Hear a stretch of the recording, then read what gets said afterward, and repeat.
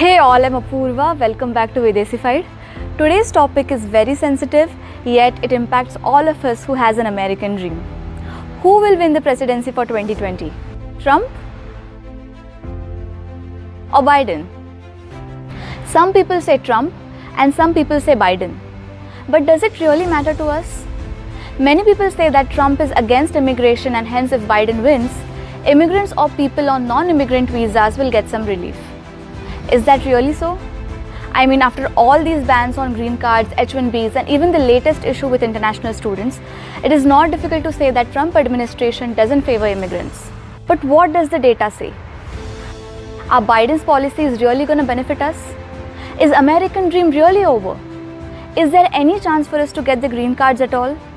I wasn't sure, and so we did a lot of research and found many interesting facts. We are going to present all our findings in this video, so let's get started. But before that, please subscribe to our channel and also hit the bell icon so that you will be notified every time we upload a new video.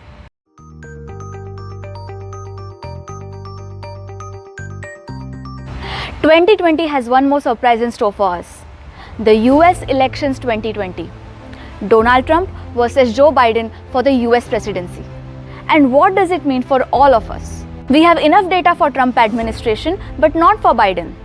But since Biden worked as a vice president with Obama and is very committed to the immigration policies under Obama-Biden term, we are using that term for comparison in addition to his campaign policies. Since most of us start our US journey on a student visa, let's talk about students first.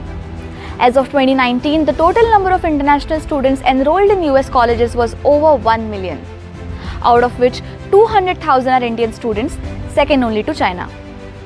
International students contribute about $45 billion a year to US economy.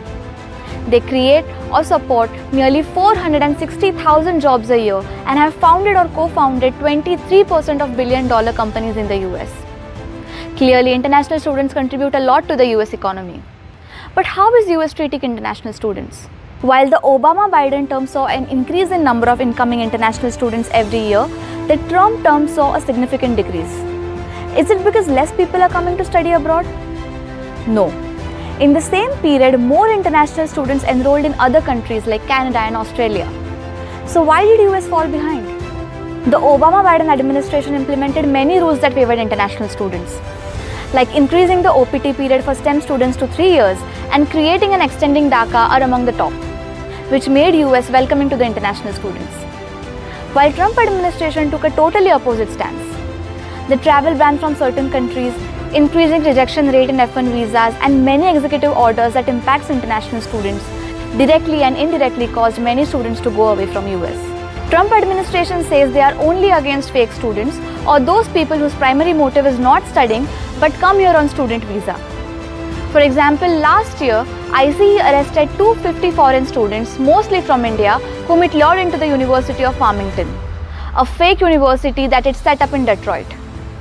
ICE says these people are abusers of CPT and OPT programs and need to be detained. In fact, the new lottery system implemented in 2020 increased the chances for US master students by around 4 to 5%. And the electronic pre-registration was expected to eliminate duplicate filings, which would favor the international students.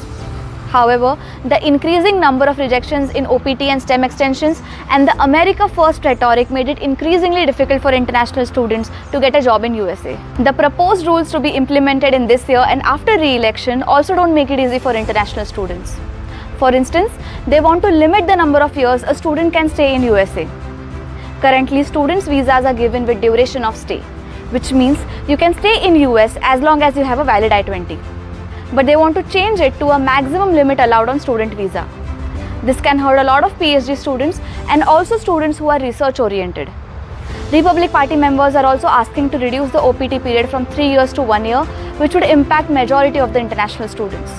On the other hand, Biden's immigration policies say that he would give green cards to the PhD students in STEM courses, which could be a game changer. And remember that Obama-Biden administration is the one that increased the OPT period for STEM students, which saw a huge positive response from the international student community. So it is safe to assume that Biden can favor international students and make the environment welcoming again.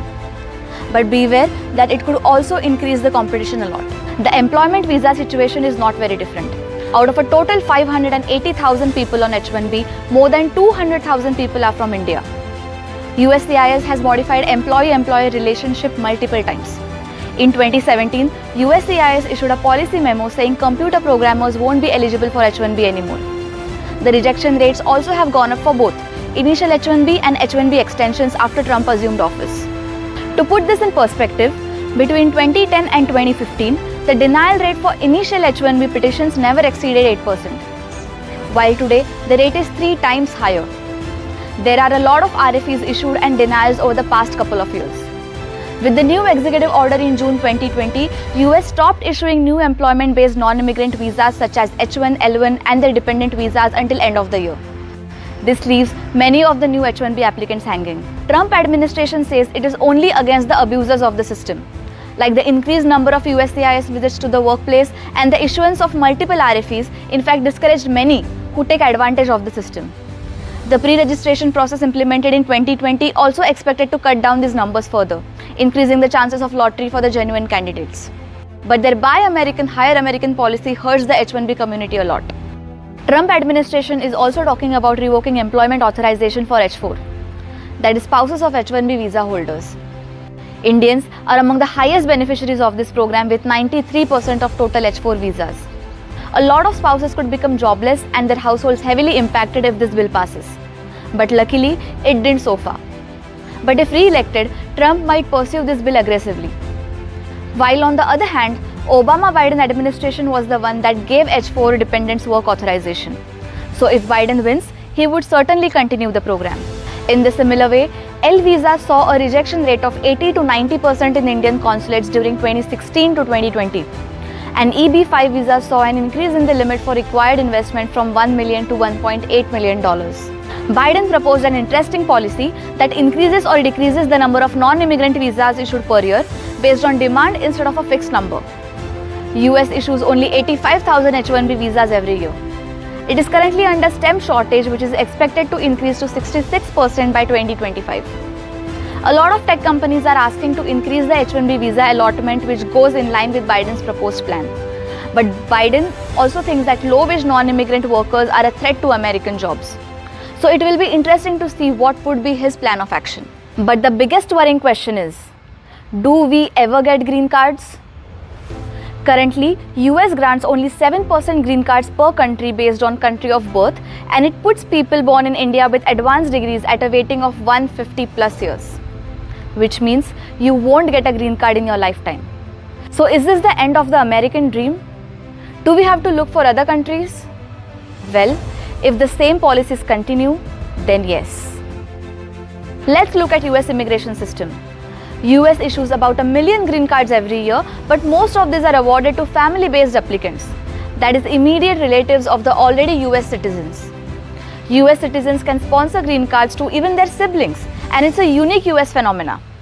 It was designed to benefit the European migration into US, as Italians, Germans and Canadians were the highest beneficiaries of this during 1960s, when this policy was designed. But nowadays, Asians started to dominate this category as well. As of 2017, 12% of new green cards were issued through an employment-based category, while 66% were issued through family sponsorship. The Trump proposal seeks to invert this breakdown. Under the proposed plan, 57% of immigrants would gain status through economic streams, 33% through family ties, and 10% for other reasons. He proposed to replace the current system with a merit-based or point-based immigration system like Canada and Australia. This can benefit the Indians with advanced degrees that are waiting for their lifetimes to get the green cards early and make their American dream a reality. As Trump government is against the low-wage immigrant workers replacing American jobs, his new system is expected to benefit the international students in STEM fields and other programs a lot.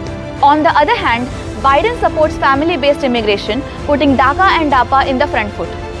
But he also talks about modernizing the current immigration system by removing the 7% country quota and increasing the visa and green card limits. You can read his full policies in the link below. It appears that whoever wins, the current immigration system will go through major reforms aiming at cleaning the huge backlogs and altering the unfair policies. Immigration has been one of the major battlegrounds during Trump's presidency, and it was hit several times, mainly during 2020. Both Trump and Biden have major policy reforms about the current immigration system, and each has their unique impact on international student community and those who seek non-immigrant and immigrant visas. But both of them are determined to end the huge backlogs piled up for the green cards. US was always welcoming to the immigrants before it turned hostile in the recent years, and people started losing their minds as if US will no longer be a choice for study or employment. We believe that a couple of policy changes is all that it takes to make our American dream still a reality, and they would come sooner than expected. What do you think? Who would win the presidency in 2020? And how would it impact all of us? Tell us in the comment section. We will come up with more videos on interesting topics like these. So please like, share and subscribe to our channel. Until next time, take care. Bye-bye.